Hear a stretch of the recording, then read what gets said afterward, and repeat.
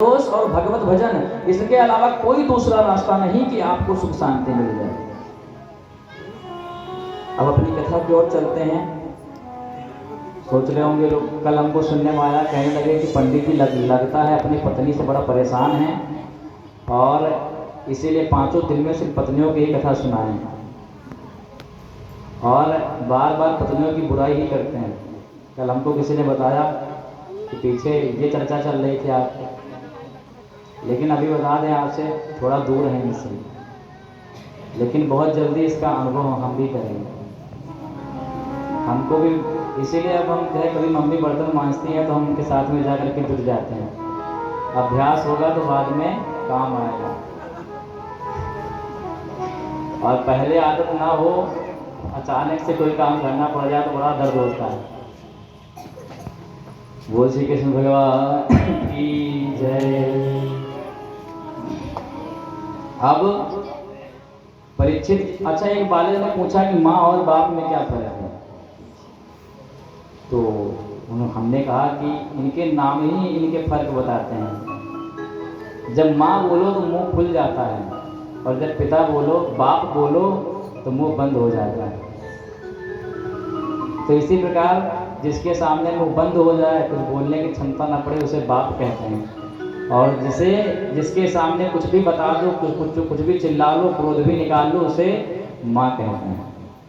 ये फर्क है। और माँ की कीमत जीते जी पता चल जाती है, और एक बाप की कीमत मरने के बाद पता चलती है कि क्या है।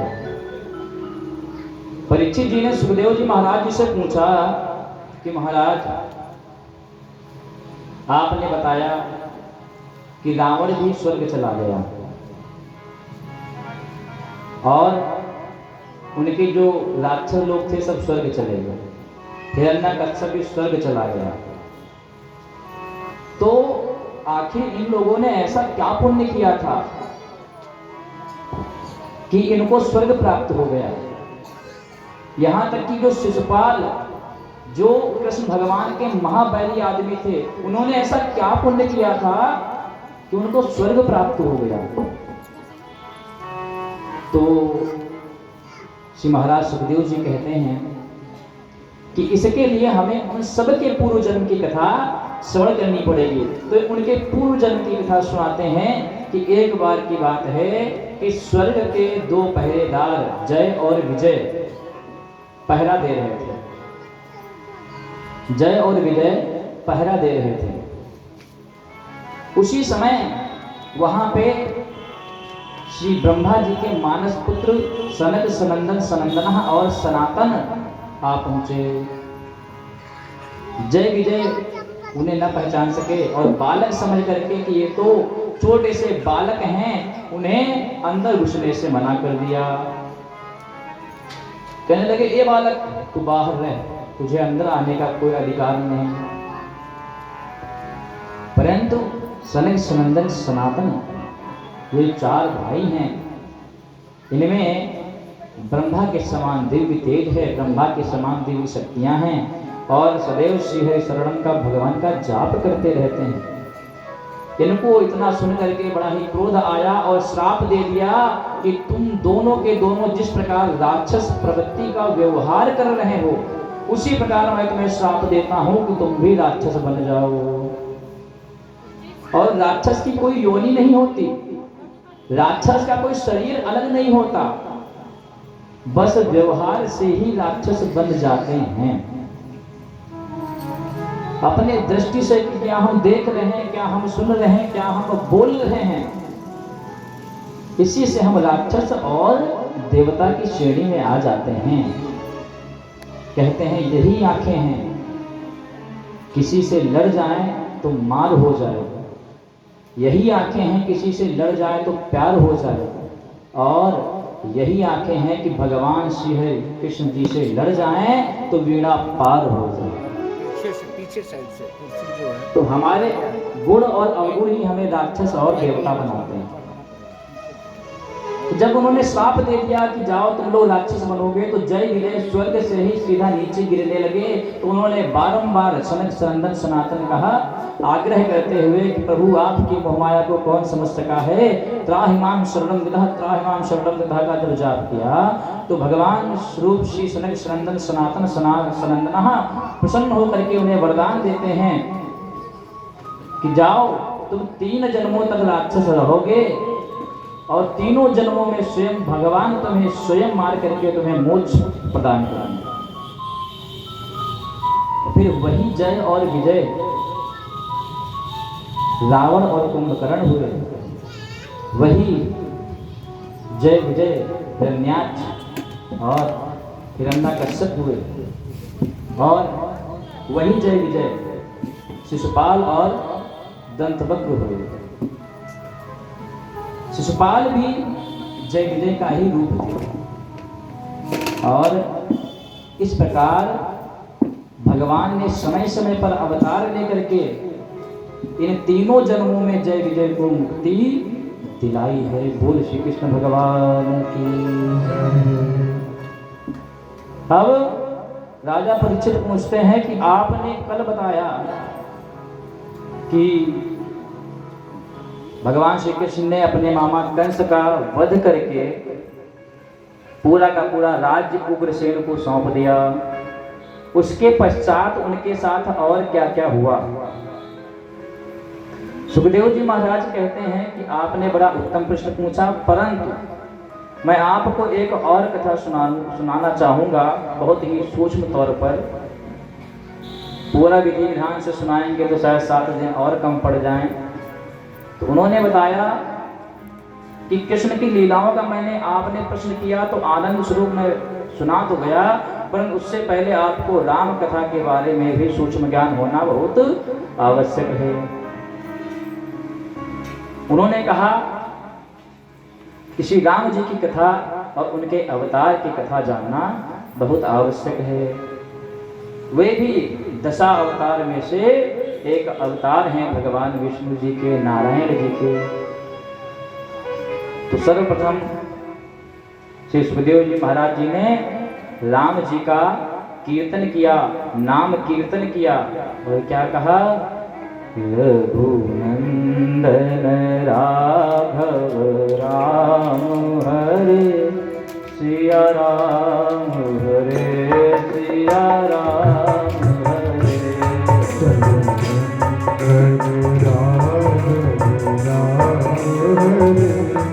सिया राम हरे सिया राम हरे।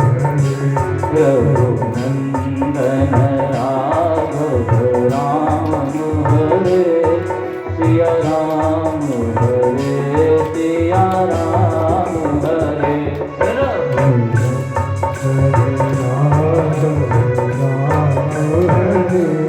सिया राम हरे सिया राम हरे।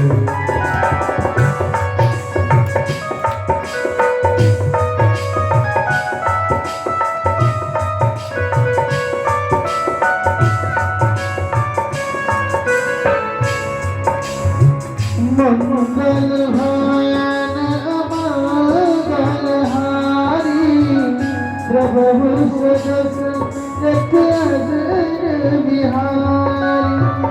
प्रभु सदस रत्न बिहारी।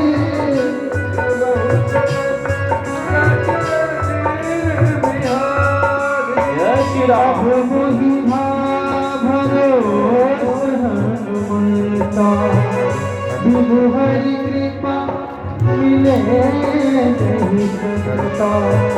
बिनु हरि कृपा मिले नहीं सकता।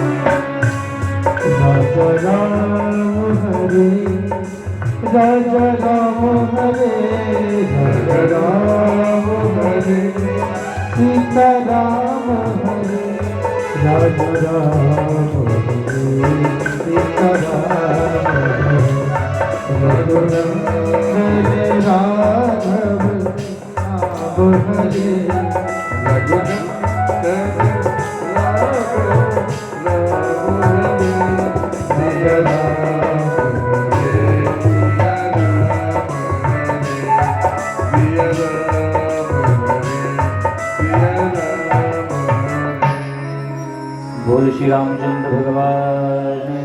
जय हो। बोल श्री सीता मैया की जय हो।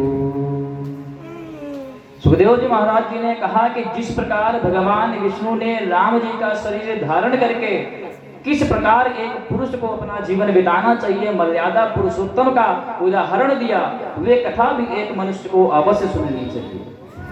तो बड़े ही सूक्ष्म तौर पर वे सुनाते हैं। कहते हैं सूर्य वंश में दीर्घ बाहु के पुत्र रघु और रघु के पुत्र अज और अज के पुत्र दशरथ हुए। दशरथ ने 3 विवाह किए परंतु उनके कोई संतान नहीं हुई।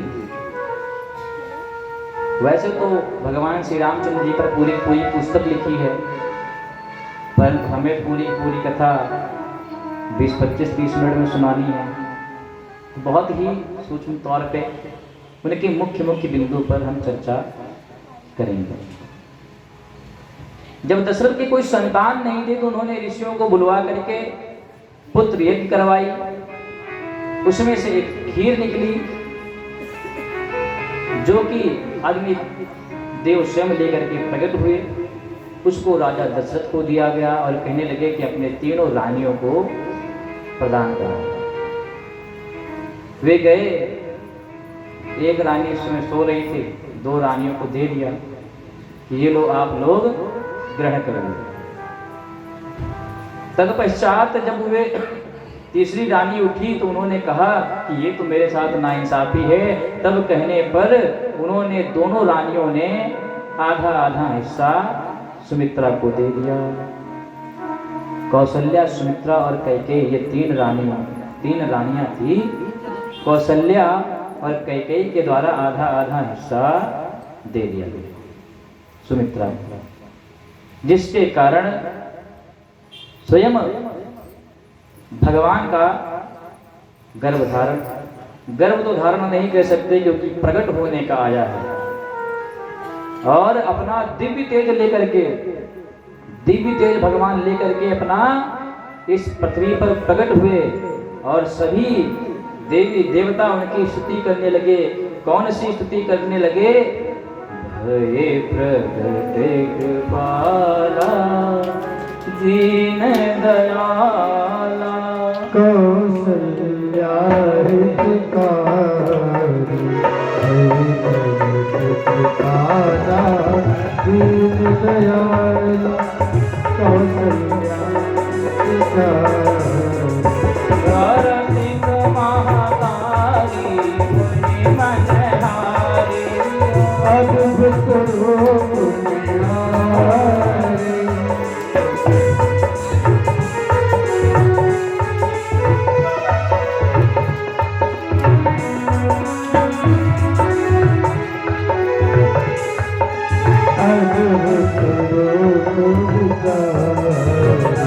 लोचन विरामा तनु घन श्यामा शोभा दुख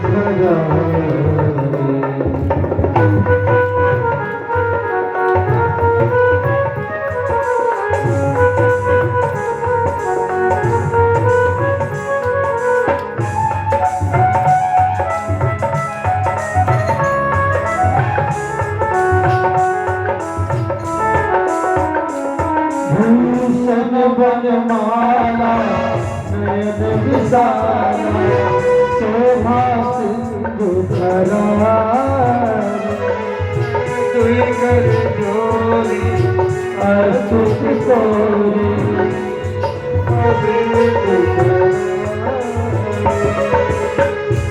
कहाँ हुई कर जोरी अस्तुत कोरी यही करो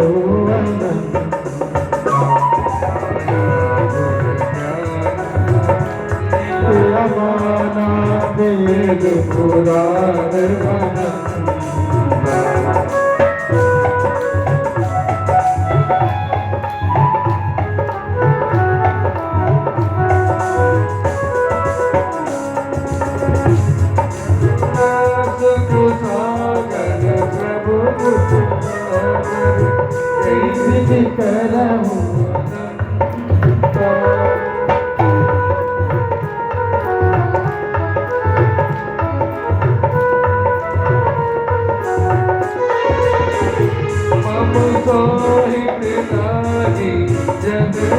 चतुराई प्रकट बड़े ब्रह्मांड दिखाया निर्मित माया रोम रोम प्रतिवेद करे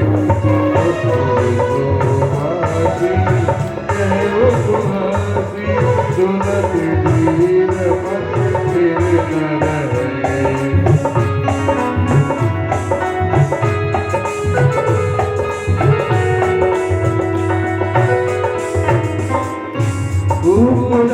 जब जाना प्रभु पुष्काना चरित बहुत विधिन चहे कई कथा सुनाई बात बुझाई कई प्रकार सुख प्रेम लय कई प्रकार सुख प्रेम माता मुनि डोरी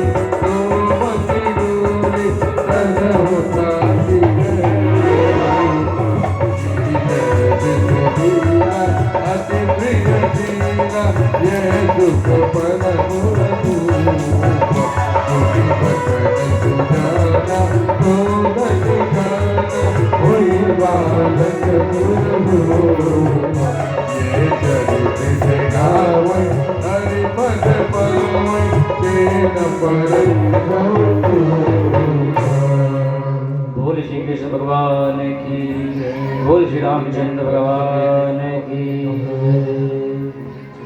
इस प्रकार श्री रामचंद्र भगवान जी का अवतार इस पृथ्वी पर हुआ। रामचंद्र भगवान क्यों कहते हैं? क्योंकि जब राम भगवान का जन्म हुआ तो उस समय दिन था और सूर्य भगवान उनको देखने में इतना मोहित हो गए, इतना सुंदर प्यारा मनमोहक रूप देखा कि उनको देखने में इतने मोहित हो गए कि वे अस्त ही न हुए। कई दिन निकल गए, अस्त ही न हुए। तब जो चंद्र भगवान थे, चंद्र देवता थे, वे क्रोधित हो गए और हाथ जोड़ करके भगवान के पास गए, ब्रह्मा जी के पास गए। कहने लगे, प्रभु मुझे दर्शन करने का अवसर ही नहीं प्राप्त हो रहा, सूर्य देव अस्त ही नहीं हो रहे, ये जा ही नहीं रहे, तो भला मुझे दर्शन कैसे प्राप्त हो? ब्रह्मा जी ने यह खबर श्री बाल्य रूप में लीला करते हुए श्री रामचंद्र जी के पास पहुंचाए। तो रामचंद्र भगवान जी ने कहा कि जाओ, मैं इनको यह वरदान देता हूं कि मेरे नाम के साथ इनका भी नाम सदैव पुकारा जाएगा। बोल श्री रामचंद्र भगवान की। तब से रामचंद्र भगवान हो गए। उनका नाम तो सिर्फ राम है, लेकिन पुकारते क्या है? रामचंद्र भगवान। क्योंकि चंद्रमा को उन्होंने ये वरदान दिया कि तुम्हें अभी, और इसीलिए कहते हैं सब्र का फल मीठा होता है।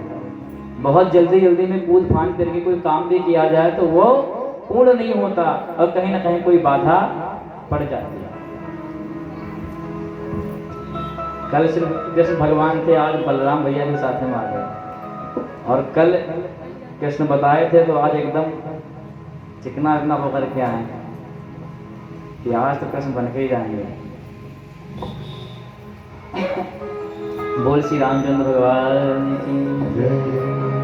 उधर लक्ष्मी जी के अवतार से सीता मैया का भी जन्म जनकपुर में हुआ। कैसे हुआ? पिता का नाम तो ऐसे जनक कहा जाता है, पर तो जनक थे नहीं, क्योंकि पृथ्वी के फाड़ करके माता जी ने जन्म लिया था। और कब लिया था, कैसे लिया था? रावण के अत्याचार से सभी ब्राह्मण बड़ा परेशान हुए। रावण ने कहा कि आप लोग इनकम टैक्स जमा नहीं कर रहे हो, कर जमा नहीं कर रहे हो, क्या बात है? संतों ने कहा, भैया कुछ है ही नहीं, इस शरीर के अलावा जब मेरे पास कुछ है ही नहीं तो जो लेना चाहो सो ले लो। तो उन्होंने कहा कि सभी ब्राह्मण अपने एक एक बूंद खून दें, जिसको उन्होंने घड़े में भर करके अपने लंका में ही रख लिया।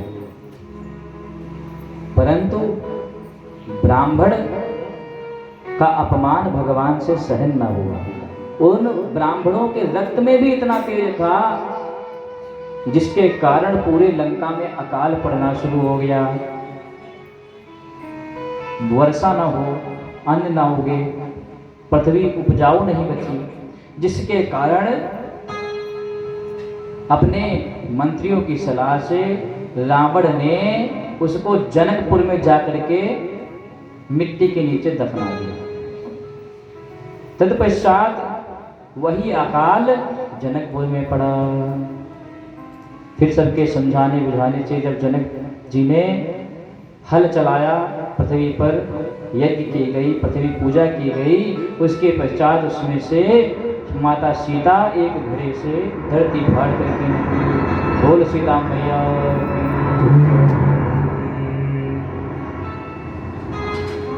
धीरे धीरे बड़े होते गए रामचंद्र जी, अपनी लीलाएं करते हुए अनेक आश्रम में लीला करने के लिए अपने गुरु के घर भी गए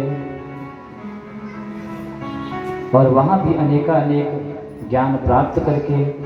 और वास्तव में भगवान को कोई क्या सिखा सकता है, वे खुद स्वयं सबको सब कुछ सिखाने वाले हैं। उधर केसरी के घर में केसरी नंदन का भी जन्म हुआ, हनुमान जी का भी, जो कि स्वयं, और जब भगवान का जन्म होता है तो सारे के सारे देवता स्वयं आते हैं अवतार लेकर के उनका साथ देने के लिए। जिस प्रकार कृष्ण का जब जन्म हुआ तो शेषनाग भी स्वयं आए। और इसका वर्णन भी भागवत कथा में दिया गया है 9वें स्कंद में, कि जब भगवान श्री कृष्ण जी अवतार लेकर के आए तो जितने भी देवी देवता थे उनकी लीलाओं को अनुभव करने के लिए, उनका आनंद लेने के लिए स्वयं गोपी ग्वाल बन करके वहां पर आ गए।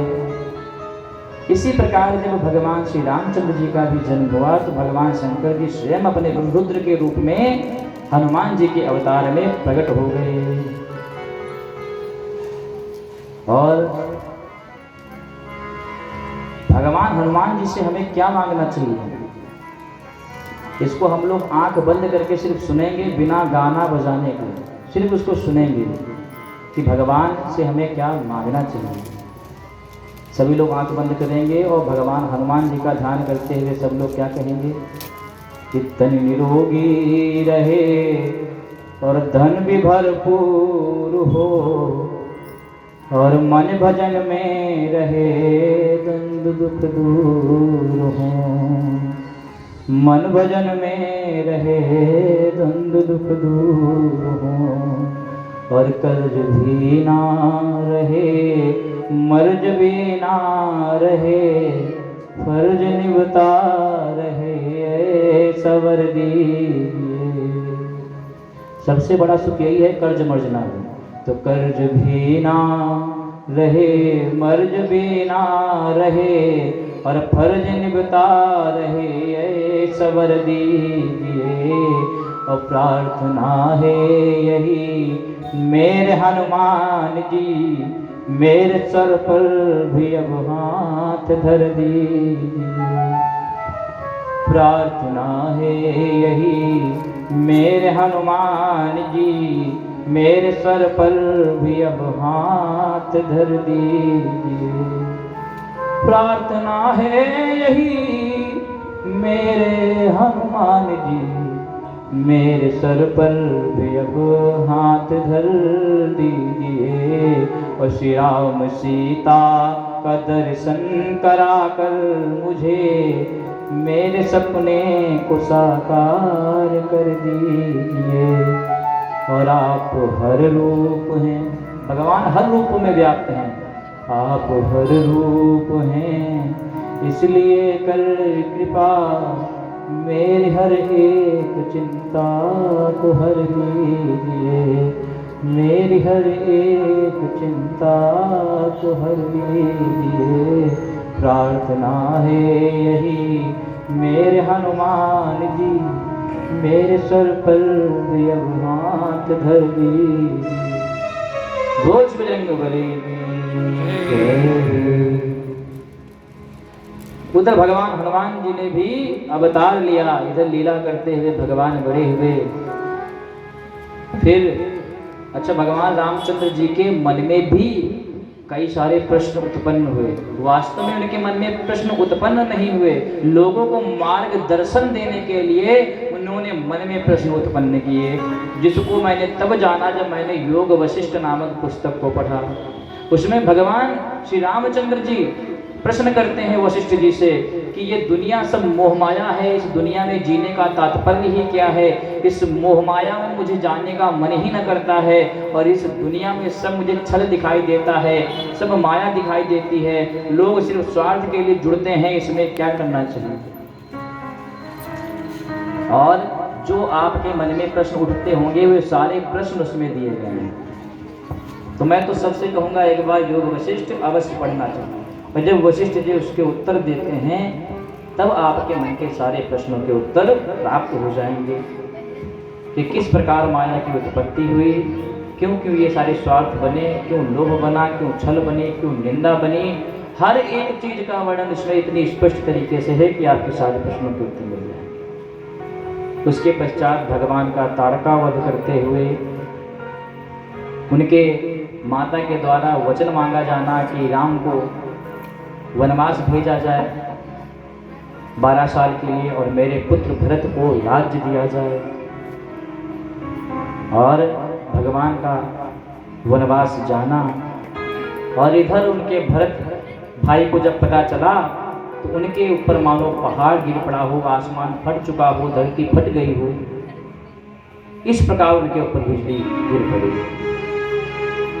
और अपने माता के ऊपर ही क्रोधित होते हुए।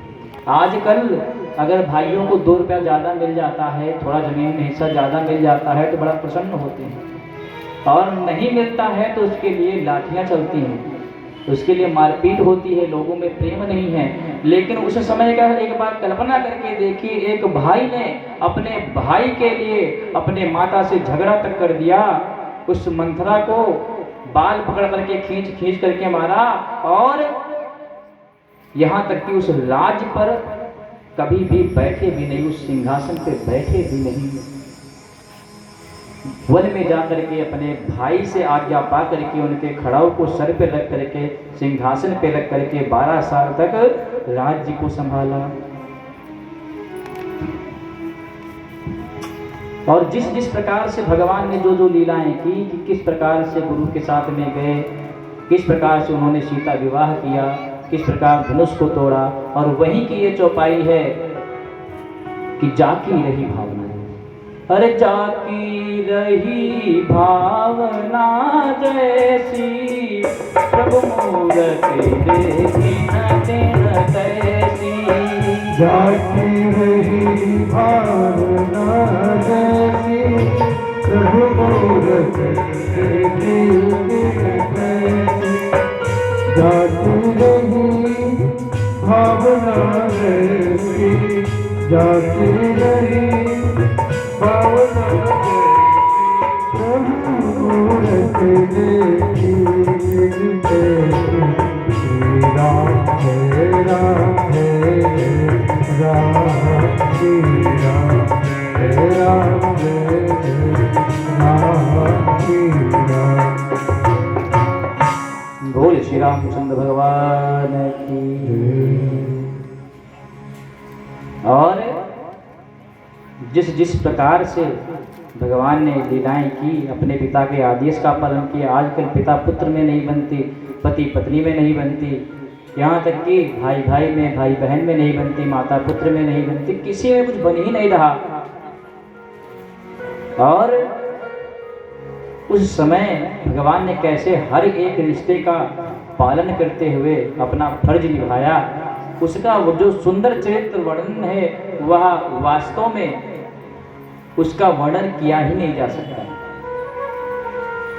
आजकल छोटी छोटी चीज़ों पे जिस प्रकार लड़ाई हो जाती है, और सिर्फ नाक दिखाने की वजह से कि मैं बड़ा हूँ, तुम बड़े हो, वो बड़े हैं, वो बड़े हैं, इसकी वजह से ही लोग मारपीट तक उतर आते हैं। बचती है। कहते हैं जब विधिना दारुण दुख दीना, अक्किल बुद्ध पहले हर लीना। जब जब आप पे पहले दुख आएगा, सबसे पहले क्या काम किया जाएगा?